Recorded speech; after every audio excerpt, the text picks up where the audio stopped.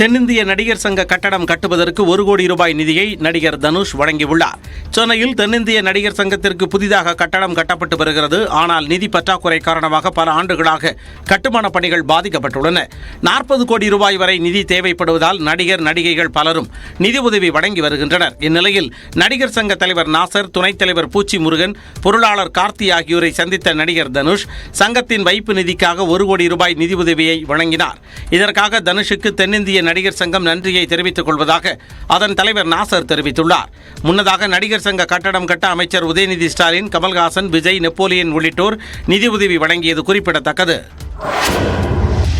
குற்றச்சம்பவங்களில் பயன்படுத்தப்பட்ட வாகனங்களை கண்டறியக்கூடிய புதிய வகை கேமரா சென்னை வண்ணாரப்பேட்டையில் முதன்முறையாக சோதனை முறையில் பயன்படுத்தப்படுகிறது. பாதுகாப்பான நகர திட்டத்தின் கீழ் சென்னை முழுவதும் 5250 கேமராக்கள் பொருத்தப்பட்டுள்ளன. இதன் மூலம் விதிமுறைகளை மீறும் குற்ற சம்பவங்கள் கண்காணிக்கப்பட்டு வருகின்றன.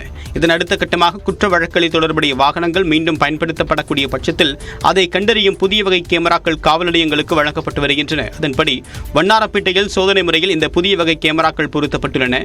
காவல்துறை கட்டுப்பாட்டு அறையில் உள்ள தகவல் அடிப்படையில் குற்ற சம்பவத்தில் ஈடுபட்ட வாகனங்கள் மீண்டும் பயன்படுத்தப்பட்டால் இந்த கேமராக்கள் மூலமாக கண்டறியப்பட்டு உடனடியாக அந்த போதை காவல் அதிகாரி செல்போனுக்கு தகவல் அனுப்பப்படும். எந்த வண்டி திருடு போயிருக்குது அப்படின்னு சொல்லுவாங்க. அந்த வண்டி திருடு போன உடனே அந்த வண்டி இந்த கிராஸ் பண்ணும்போது நமக்கு ஒரு 100 மீட்டர்ல கவர் ஆகும்போது நமக்கு ஆட்டோமேட்டிக் ரெக்கார்ட் பண்ணி இமீடியட்டா ரெக்கார்ட் பண்ணி அது வந்து சிஆர்பிக்கு போவோம். சிஆர்பிக்கு போனோம்னா நமக்கு அந்த வண்டி வந்து பாஸ் ஆகுனாக்கா நம்ம தகவல் சொல்லுவாங்க. உடனே நம்ம வந்து நடவடிக்கை எடுத்து அந்த வண்டியை வந்து சேஸ் பண்ணலாம் சார்.